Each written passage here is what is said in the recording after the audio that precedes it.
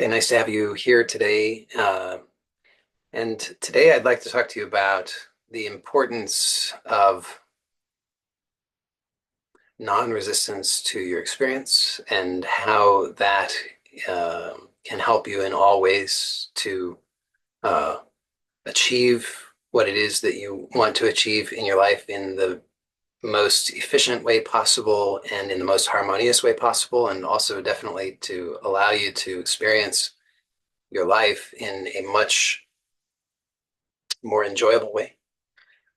So that would be the main theme that I'd like to explore today. And before we get into it, I just want to make sure that I've set the intention overall for this meeting. So the purpose or my intention for this meeting is to uh, provide support for you in uh, realizing who you are and achieving true fulfillment in your life at all levels, so spiritually as well as materially. That includes physically, mentally, emotionally, all things that are important to you, and to do so in a way that is truly harmonious and supportive of your greatest good in all ways and at all levels. Um, so that involves self-knowledge. It's a huge part of it. Sometimes people think that they're going to just get stuff and that then they'll be happy, but it doesn't work that way. It really involves actually knowing yourself. So self-knowledge is a key component. And in order to have self-knowledge, of course, you have to be aware. So that's also a significant component of the whole thing is to have self-awareness. So self-awareness, self-knowledge, self-mastery, which would involve actually understanding who you are and your fundamental powers and knowing how to utilize your fundamental powers. So all those things are what my intention is for these meetings. So I guess it's not a small thing; it's kind of a big thing, and we can take that one step at a time. So each week we explore some topic that is relevant to that broad intention. And like I said, today I'd like to explore the importance of non-resistance to your own experience. So, in order to explore that, I guess it will make sense to set a little bit of a context for that exploration. Um, so we'll get to start with the question of who are you? So I think it's a useful question to ask, and you could just take a moment and just ask yourself right now. Just ask, who am I? And just notice what comes to mind. So you have lots of things that might come to mind. You might have, your name, your body, maybe if you have a career or vocation, uh, maybe your various roles that you play, whether that's, being a child of your parents or a parent to your children or a spouse to your spouse or friend to your friends or sibling to your siblings, um, employer to your employees or employee to your employer, colleague to your colleagues, and so forth and so on, neighbor to your neighbors. So all kinds of different things. Um, it could be that you are, a healthy person or a person who has health challenges. It could be that you're a wealthy person or a person who has wealth challenges. It could be that you're a creative person or that you're struggling creatively, but just notice whatever comes to mind. And it could be many things.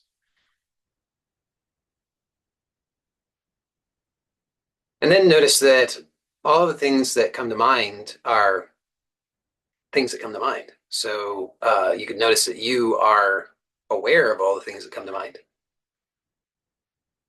So you can't be defined by the things that come to mind because they come to mind to you. You are the one that they come to mind to. So you are aware of all the things that come to mind. So you could also recognize that you are aware. So that that awareness is not defined by or limited by any of the things that come to mind. So any of the ideas of yourself, any of your self-concept is uh, not does not define you as consciousness or you as awareness. So you, because they exist as at multiple levels. So we could say, I mean, you don't have to agree, but just to be able to frame it and talk about it a little bit, we could say that you exist at multiple levels. So at one level, you exist as awareness or consciousness. You're uh, not definable. And then you exist at the level of being, we'll say at the level of your self-concept. And so all of the things that you could attribute to yourself would be at the level of self-concept. So, I'm tall, I'm short, I'm fat, I'm thin, I'm strong, I'm weak, I'm a parent, I'm a child, I'm a neighbor, I'm friendly, I'm unfriendly, I'm intelligent, I'm stupid, I'm, uh, you know, all these different kinds of things. I'm an American, I'm whatever, these various identities, roles, qualities, concepts, ideas.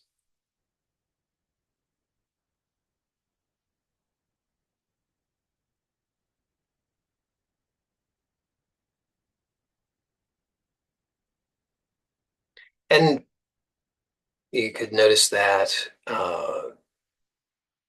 presumably you identify uh, with your self-concept oftentimes.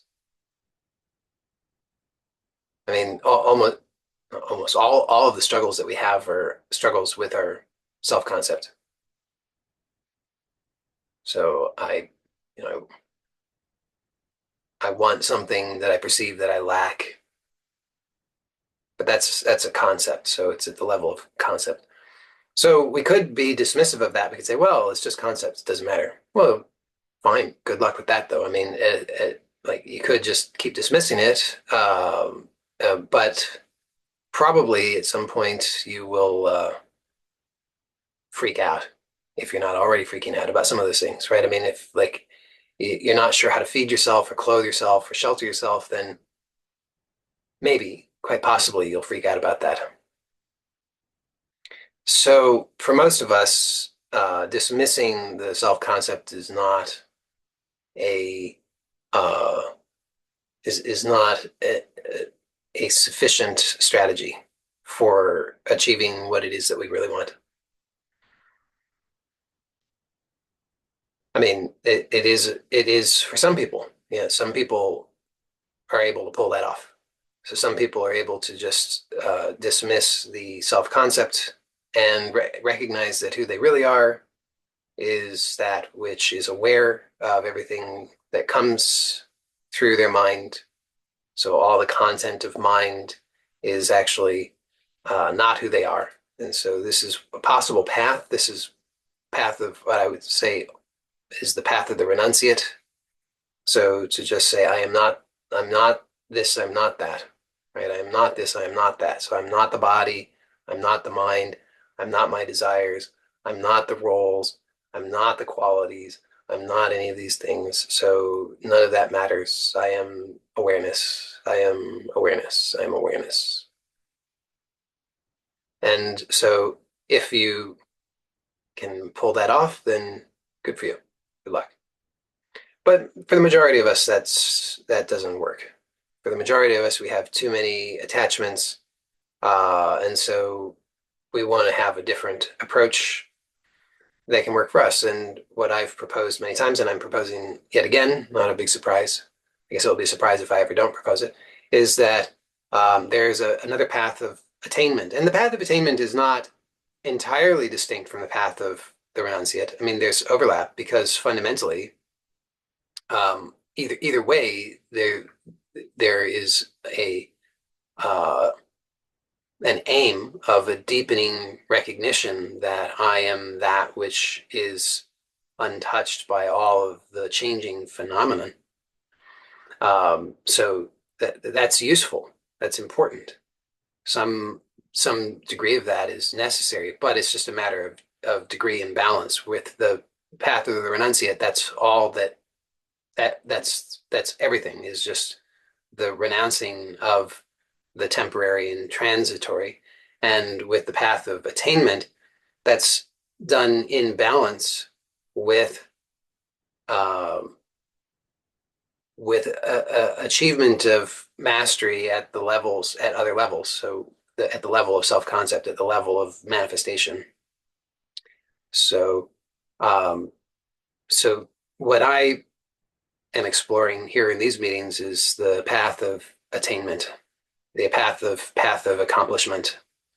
Um, so it's again, it's not that with this path that we completely disregard the the level of awareness or consciousness. Quite contrary to that, we it's important. It's an important essential component, but it's not the only part because for us, we acknowledge that we're not at a stage where we're actually going to realistically renounce everything because we're trying to pay bills and maybe have family and have a career and whatever else. So then we also have attachments that we want to address, and we want to address those skillfully. So if we are going to address those attachments skillfully, then developing awareness of and mastery over the other levels of experience is important. So we want to have uh, awareness and mastery over a level of self-concept and at the level of manifestation. So we want to understand how those levels work. And we want to gain skill and facility in working with those levels and crafting our self-concept uh, and and and manifesting our experience at a gross level so that we can actually have the experience at all levels that we desire or that works for us so that we're not struggling, so that we're not resisting, so that we're not stuck in fear and anger and resentment and all these kinds of things. So that's the context. That's the overall context of what I like to explore in these meetings. And so today, as I've said several times, I'd like to explore the importance of non-resistance to your own experience in this. So now, what do I mean by non-resistance to your own experience? Well, I guess to contrast that, let's first consider what would be resistance to your own experience. So you could just notice today, have you experienced any resistance to your own experience? Have you had any experience that you've said no to? You said, not this. This is not acceptable. I can't allow this. This is wrong. This is bad.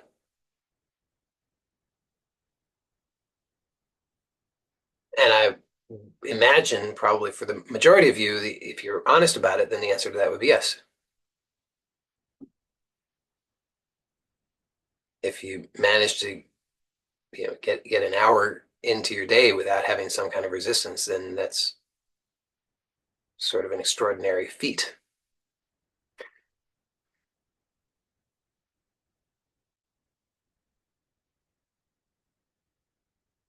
So it's so commonplace that we probably don't mostly notice it. It's largely invisible to us until we actually start to notice it.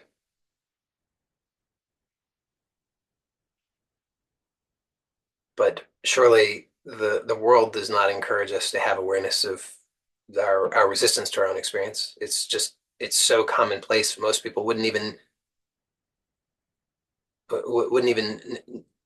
be able to notice that such a thing exists. It's just what is for most people.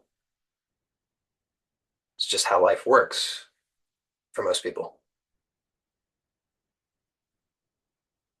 So just to even have some awareness that you have resistance to your experience in and of itself is quite an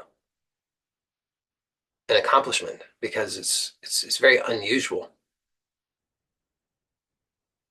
So that's a great starting point is just to notice that there is such a thing as resistance to your own experience and that you have resistance to your own experience.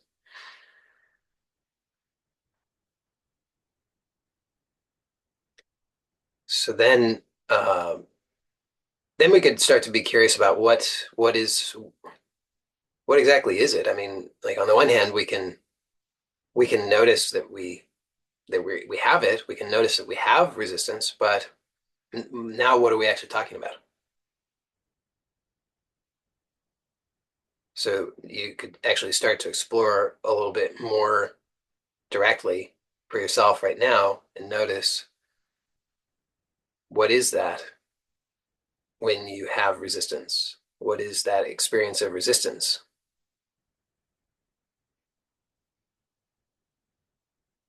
Maybe you could notice, do you ever not have resistance?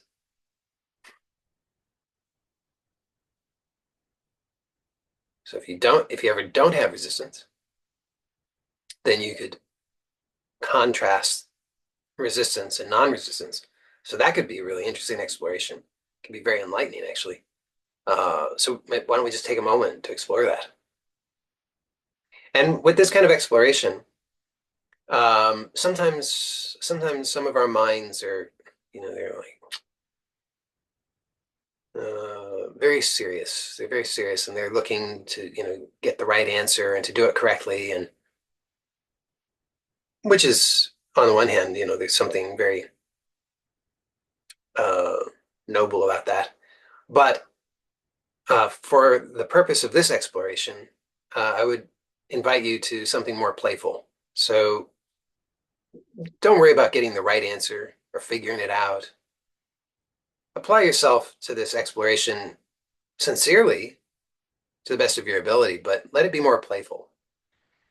So if your mind says, I don't know how to do that, or I'm not sure that I'm doing it correctly, or I'm not sure if that's the right answer, or whatever, just remind yourself that for the purposes of this exploration right now, it's just play. And so there's no right or wrong. It's just be willing to play along. And as long as you're willing to play along, then you're doing it correctly and you'll have good results that way. So on the one hand, you could just bring to mind what it is to have resistance and just notice that and just see what you can notice about that. Whatever comes to mind first about it. So remember, just make it playful. Whatever comes to mind, just kind of step into the experience of resistance and just notice whatever you notice about that.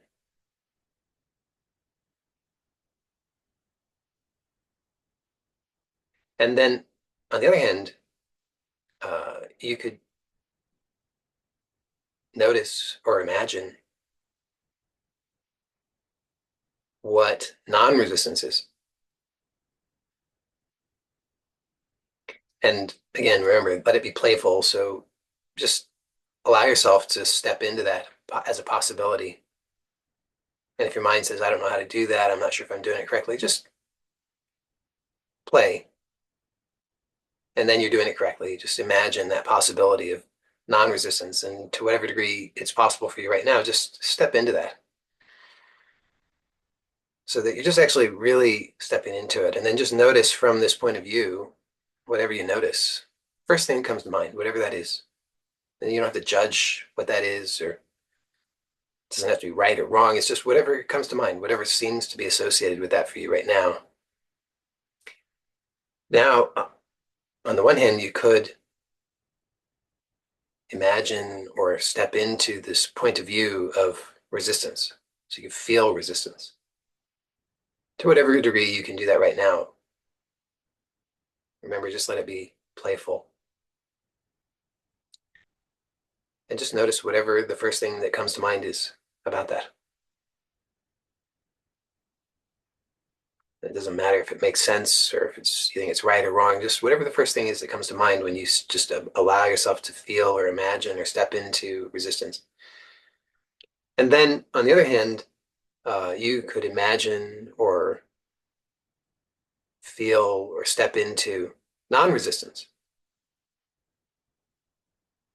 And just notice whatever the first thing is that comes to mind.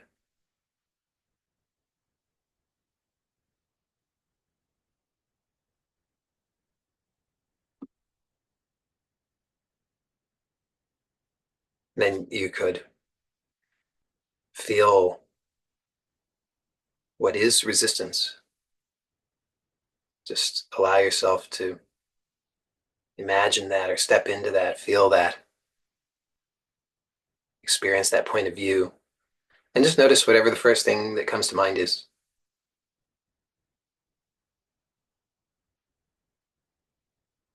And then on the other hand, you could allow yourself to imagine or feel or step into the point of view of non-resistance and just notice whatever the first thing is that comes to mind.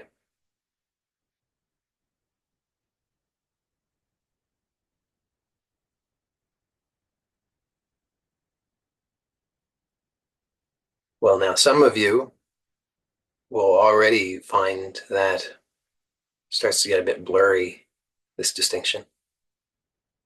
Some of you will still be very clear distinction. Now, if it's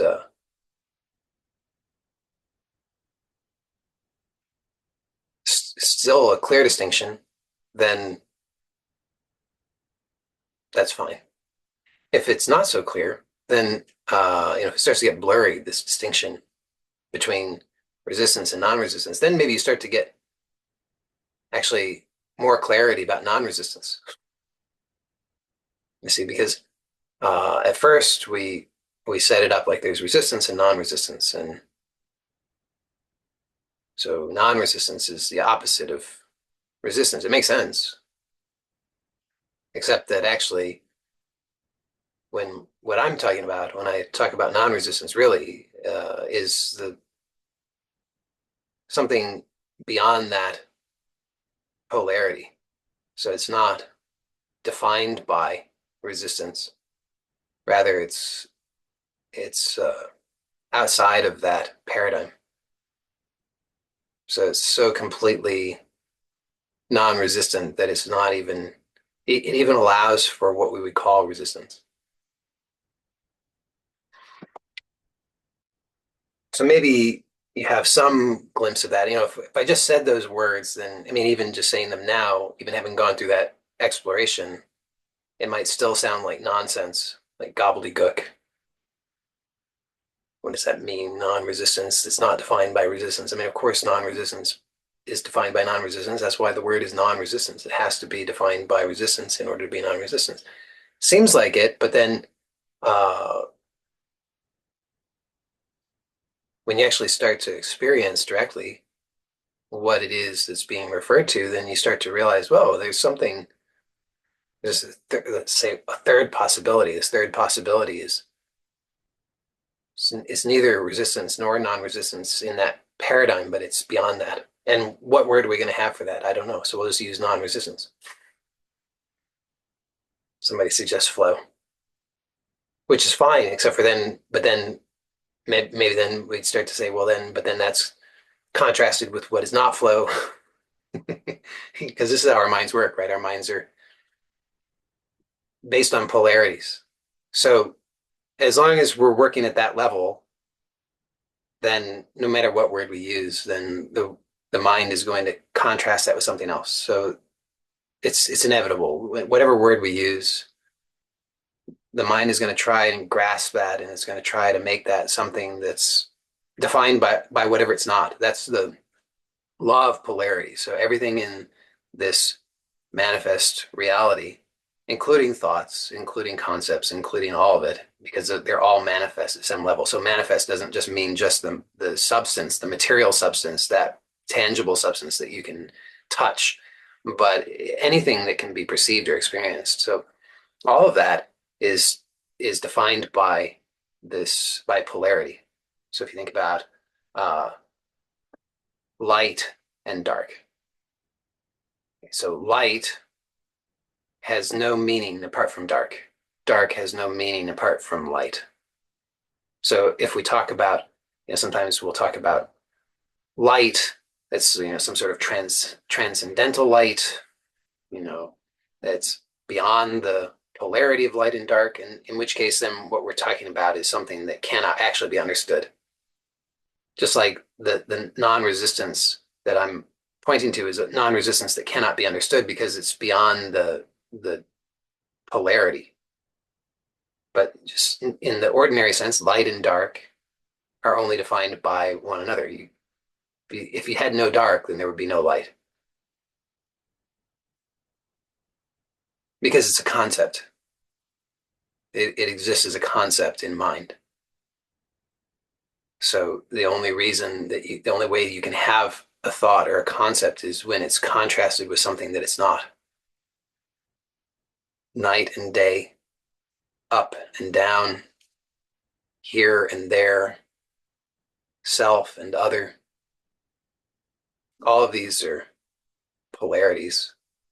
And they exist in contrast with with their polar opposite. That's the nature of all things.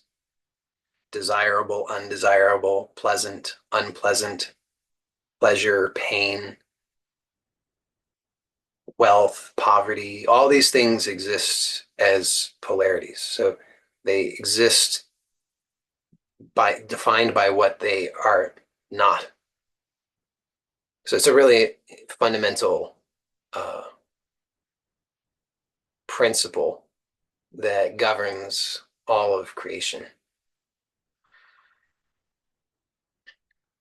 So, but there's a possibility which we've just started to explore, and some of you will have experienced more of that than others. That we have the ability to transcend those polarities. So when you really transcend the polarity, then what actually happens is that there's a silencing of mind because the mind is the think about what is mind. Mind is only the say it's just thoughts. So there's no thing called mind. There's only thoughts. And so when thoughts stop, mind stops by definition because mind is only the thoughts. So when thoughts stop, then mind stops. There's no mind. But so when we explore a polarity like that, and then there's a collapse of the polarity, then there's a silence of mind. So it's possible with just a few alternations, like we did a moment ago. Some of you might have experienced that. You might still be experiencing that. You might notice that, at the very least, you might notice there's more of a sense of space, more openness, more allowing. So in a sense, that's the real non-resistance that I'm wanting to explore and point to is that space, that openness, that allowing.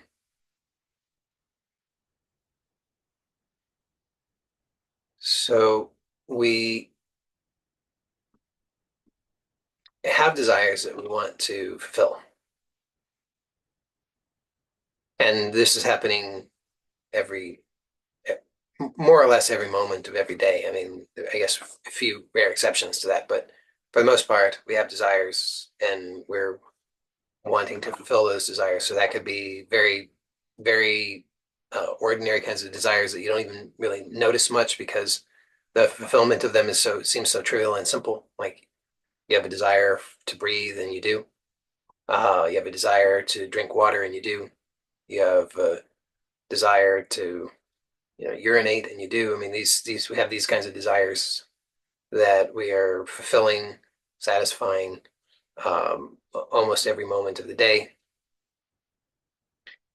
And then we have those desires that we want to fulfill, but then we're not there. We're not sure how to do that.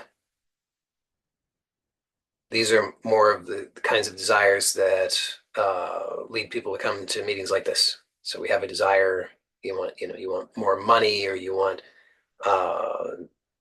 certain kind of relationship, or certain kinds of improvements in existing relationships, or you want improvements in your health, or you want to accomplish certain creative goals, or you want to achieve certain spiritual goals. However you frame these things, there's something that you want and you're not sure exactly how to do it.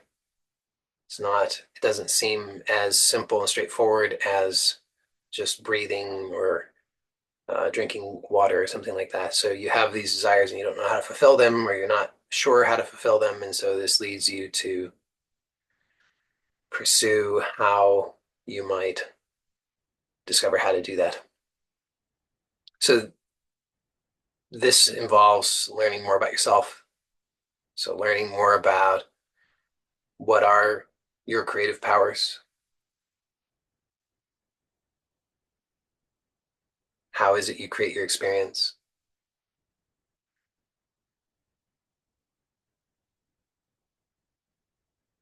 So one benefit of non-resistance is it gives more space.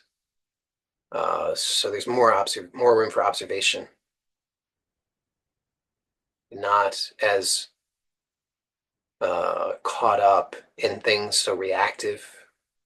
There's less urgency, so it just gives a little bit more space, and you can actually start to observe things with a little bit more neutrality, which is useful because if you're not sure how to do something, if you're not sure how to achieve something, then the way that you've been going about it is probably not giving you the results that you want. I think probably by definition. And so you want to change something. So there's something about your understanding or your habits that is not giving you the complete results that you want. And so you want to change that. In order to change that, you need to be more aware. But most of the time, we're not aware. Most of the time, we're just caught up in the habits. We're just doing the same things over and over and over and over.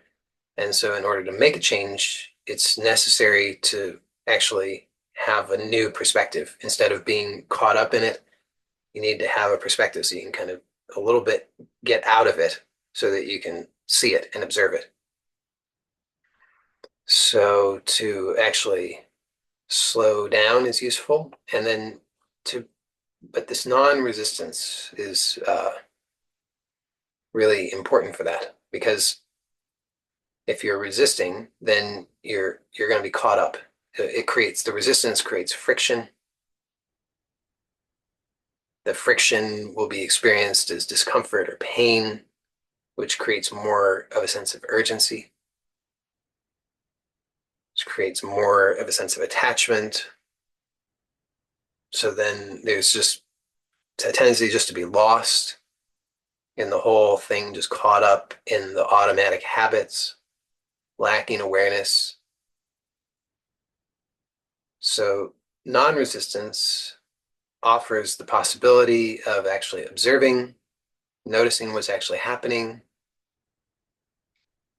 And then there's more likelihood of being able to make changes because you can actually be aware of what's happening. I mean, if you don't have any reference point, if you don't even know what's happening, then how can you expect to make changes? You need to have some kind of uh, stable point from which you can observe in order to be able to make changes. Otherwise, you're just lost in the movement itself, and there's no stable reference point from which to actually know what's what. So non-resistance offers the ability of having that stable point of view so that you can actually notice what's happening, and then you could make changes. But the first step in making changes, well, I guess I should qualify that. The first step in making potentially useful changes would be to be able to actually have some awareness of what's going on. If you're resisting your experience, then you don't have enough perspective to have awareness of what's going on. So when you want to make changes, when you notice that something in your life is not going the way that you would like, if it's non-optimal, first step is non-resistance. But notice this is very different than what most of us are in the habit of doing. Most of us are in the habit of resisting. As soon as we don't like something, as soon as something seems uncomfortable or scary or unusual or any of these kinds of things, then we automatically resist. But like I said, the resistance, just notice the resistance creates a friction, which creates a sense of urgency, which creates more involvement, more attachment. So then from that point of view, it's not a stable point of view. You can't actually observe what's really going on. You're just reacting. When you're reacting, you can't introduce anything new. You're just going to be doing more of what you already have already done. But if you keep doing what you've already done, then you're going to get more of the same outcome. And by definition, if you're not happy with that outcome, then doing more of the same is not a wise idea. So when you don't like something, then non-resistance is a useful first step. So non-resistance, and as maybe was made clear, possibly a little bit at least through that exploration where we just explored this polarity of resistance, non-resistance, resistance, non-resistance, resistance, non-resistance. In that exploration, then this third possibility emerges, which is what I'm really referring to as non-resistance. So it's outside of the paradigm. It's not caught up in that reactivity. It allows for this observation. So then there's a possibility of actually seeing what's going on. So that would be a useful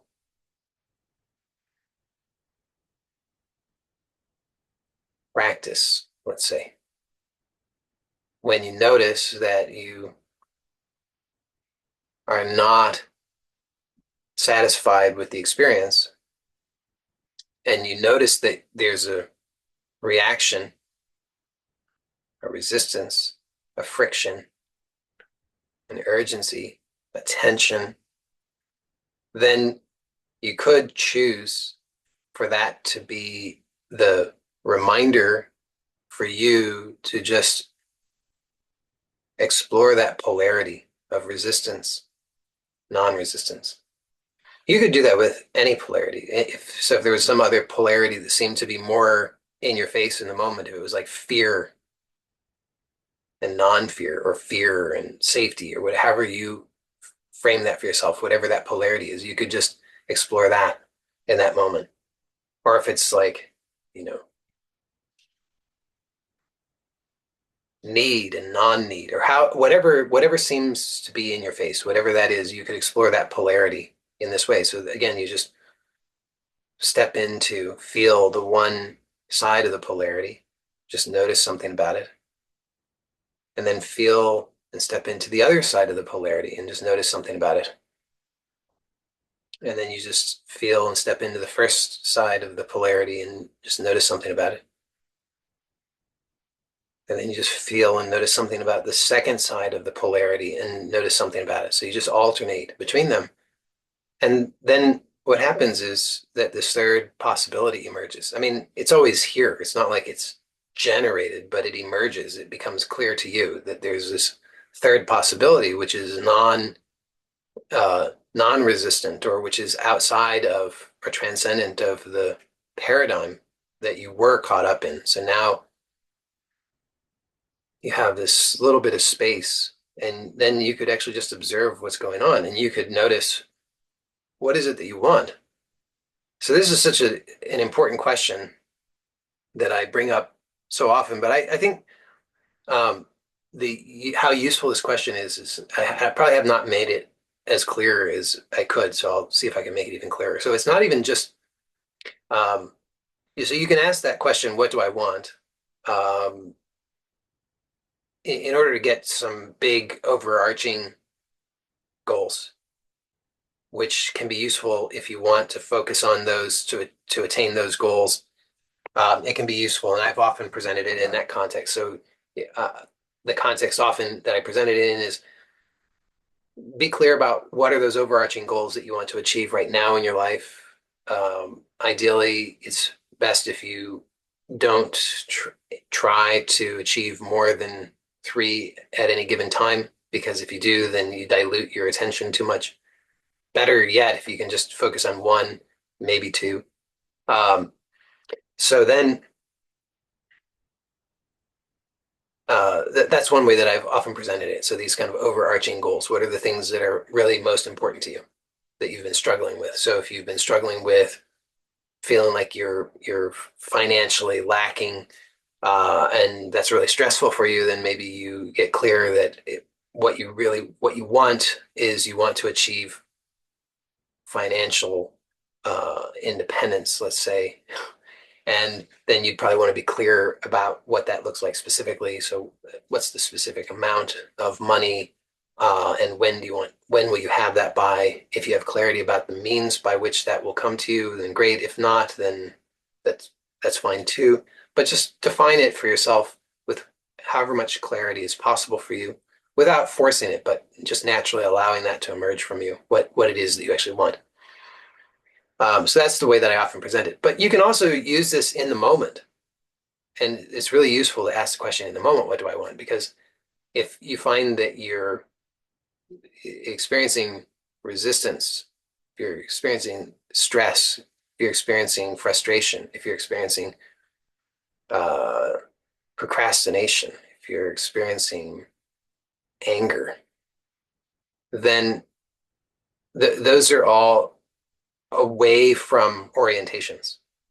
So that's like I want to get away from something. That's what you do not want, right? So you in the moment when you're experiencing anger, you know you don't want anger. In the moment when you're experiencing fear, you know you don't want fear. In the moment when you're experiencing lack, you know you don't want lack. In the moment when you're experiencing the resistance, you know you don't want the resistance. But those are all the things that you don't want. So they're away from orientations. I don't want that. And the law of attention, which is another one of those fundamental laws that governs our manifest reality and our experience, states that whatever you put your attention on, that's where your energy goes. So you get more of that as a result. So if you're putting your attention on what you don't want, then of course you're going to get more of that. So if your orientation is away from, then you just keep focusing on what you want to get away from. Therefore you get more of that, more of what you don't want. So a better question is, what do I want instead? It's a really powerful question. Just to keep in your back pocket. Just remember that anytime that you're feeling that you're noticing you have an away from orientation, you're feeling anger, fear, resistance, frustration, discouragement, disappointment, any of the things that you don't want, let that be a reminder to ask yourself, what do I want instead?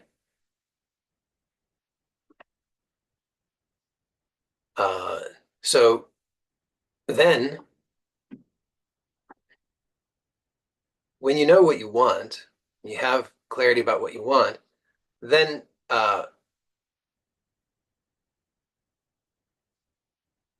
so long as you continue to put your attention on that, your energy will go to that, and that will manifest more and more in your life. But oftentimes, what happens is along the way, we will have resistance to our experience. So if you're putting your attention on what you do want, and then you start to experience resistance, so let's say I get clear, I want financial abundance. Okay, so I'm putting my attention on financial abundance, and then uh, and then something occurs, and I make that to mean uh, I'm I'm lacking.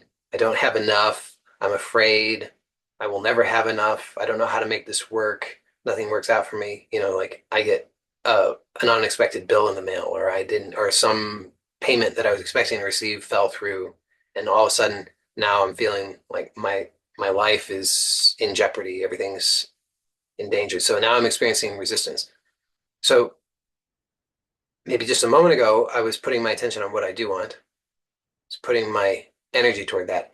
And the truth is that everything that follows from that is the result of that. So I've set into motion the the creation, or the movement of creation toward the expression of what it is that I do want. Along the way, anything that is not uh, congruent with that is going to be released. So then if I'm experiencing whatever I'm experiencing from that point forward, so long as I continue to sustain attention on what it is that I want, everything that I experience is part of the process of the unfoldment of that which I desire. So you can look at it as, understand it however you want, but let's just say it's like we could view it as like a release of the old way. So if the old way was lack and poverty, that's what I was holding in consciousness, and then I start to put my attention on what I do want, which is financial abundance, then then that old way of lack and poverty has to be released. And that may show up in a variety of ways. And if I meet that with resistance, then what happens is that reinforces again what I don't want. So again, I'm caught up in what I don't want. But if instead I meet it with non-resistance, so don't get caught up in it, have allow yourself the space to be able to actually observe what's going on, then what's being revealed in that is everything that's necessary in order to accelerate and enhance the transformation in the direction of what I want. That's the truth. So nothing, what's showing up then is just, it's like shining a light on what I've done in the past. It's shining a light on the old way so that now I can make choices. I can choose to change that. So I create my experience through where I'm putting my attention, and through that, I generate my representation of my experience. So I do that through what I imagine, what I think, what I believe. So there's just energy. And then through these habits, these filters, I interpret that to mean things. And so because I've set my intention, then everything is now starting to move in the direction of expressing in accordance with that intention. And anything that's not perfectly aligned with that, that's already existing in my creation, is going to be illumined so that I can make choices to change that if I would like. But if I resist it, then it's like putting the brakes on. I'm in effect, I'm saying, no, I changed my mind. I don't want what I said I wanted. So this is the paradox. A lot of the time we think resistance to what we don't want will stop what we don't want, but actually resistance to what you don't want just gives energy to what you don't want. So non-resistance is the intelligent approach, because non-resistance allows you to see it for what it is, which is it's just a revelation of the old way. It's the revelation of what you have been doing, what you have been believing. And in that, when you allow yourself that non-resistant approach, then you allow yourself to actually see what's there. And then if you want to change it, you can. To can follow through with this example. So if I've set my intention for financial abundance, and then I have an experience that I'm through, because of the habit of the old filters, the tendency is then to view it as, oh, lack, not enough. When I resist that, I give more energy to lack, not enough. But when I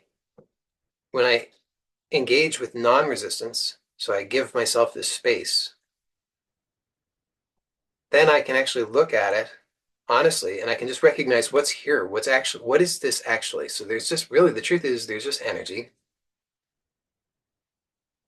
And it doesn't mean anything, but I'm giving meaning to it. And let me observe how I'm giving meaning to it. So I can observe this, how I'm doing that. I'm imagining things. I'm saying things to myself. I'm constructing meaning through thoughts, through images. So there's just energy, and I'm saying, oh, this means I don't have enough. Oh, this means that life doesn't support me. Oh, this means that I can't do it. Oh, this means that I'll never succeed. Oh, this means whatever. That's what I'm doing. I'm layering that on. When I'm in resistance, I'm caught up in that, reinforcing the very same pattern. When I'm in non-resistance, I can see it and then I can change it. Then I can see, oh, there's what I'm doing. What I want is financial abundance. So, and what I'm believing is something that is contrary to that. Now that I see that in this spacious way, not in a urgent, reactive, fearful way, but just seeing it in a non-reactive way, I actually have the possibility of introducing the change that's congruent with what I want.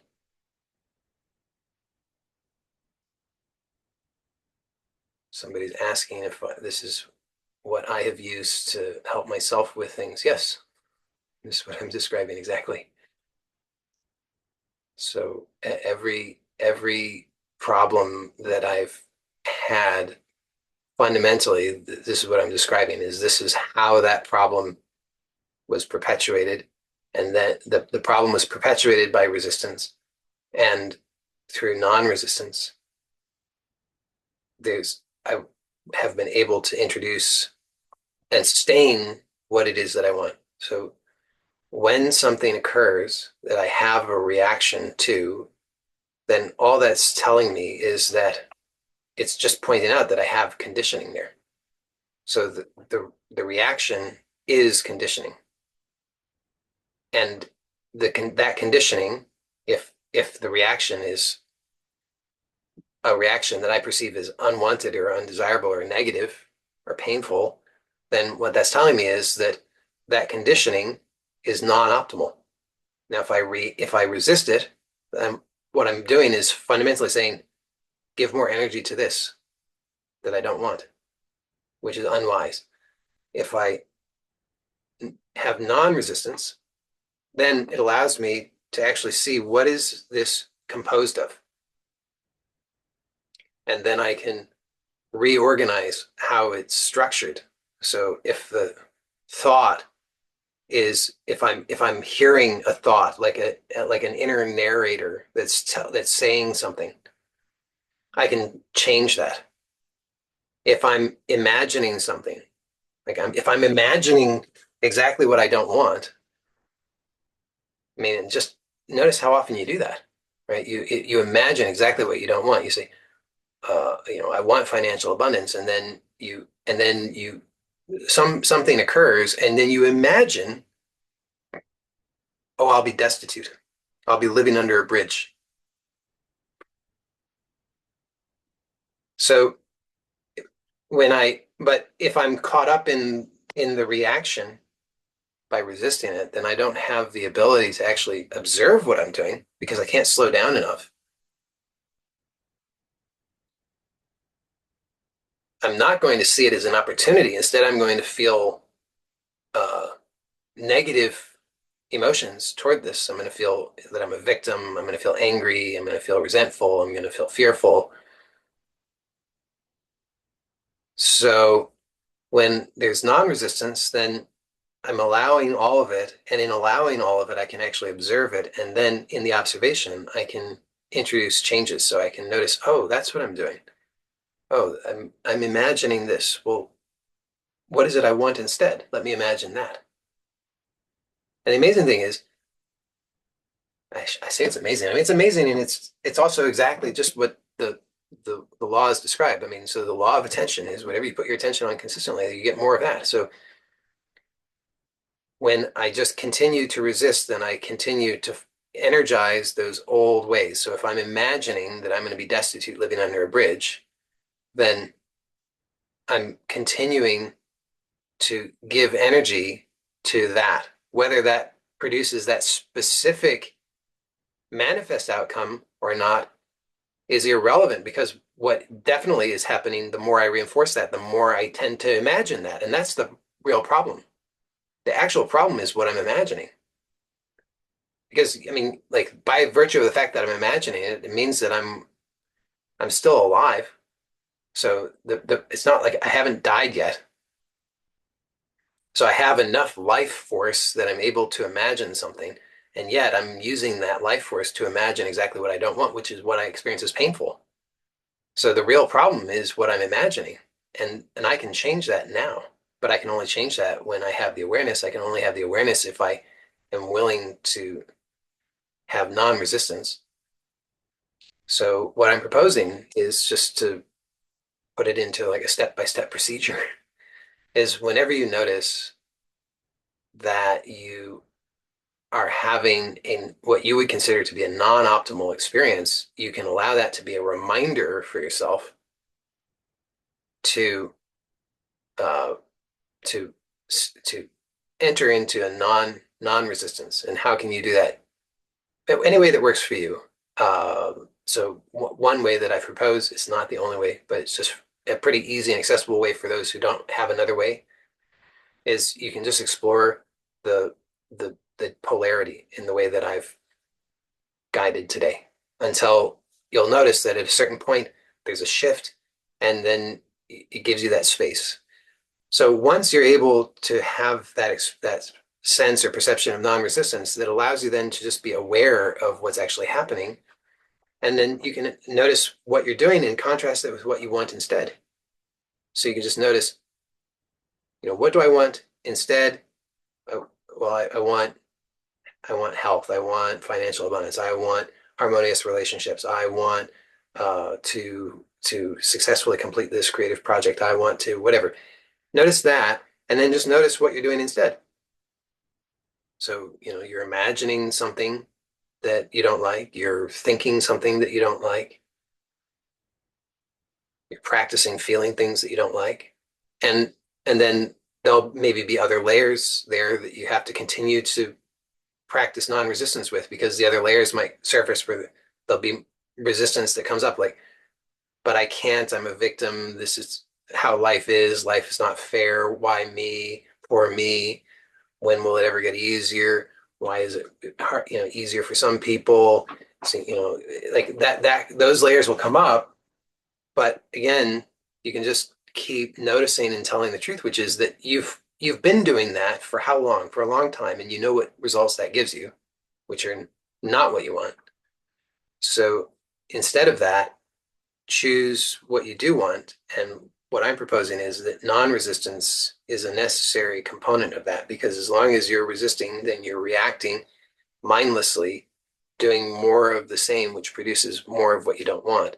And when you have non-resistance, it gives you the space so that then you can choose what you do want. And the more you the more you practice, the more accessible it will become.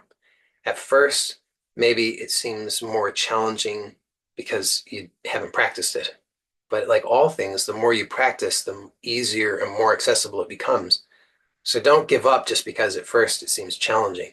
It's really well worth gaining skill with, because it will serve you very well. It will save you from an enormous amount of unnecessary suffering, because a lot of the suffering is from resistance. So that's what I wanted to explore today.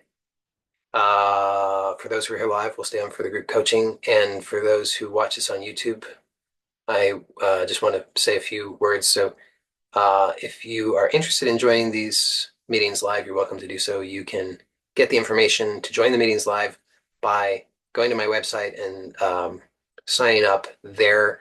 You'll find that there's right now there's a button on the homepage that's has an opportunity to get a free ebook. So sign up there.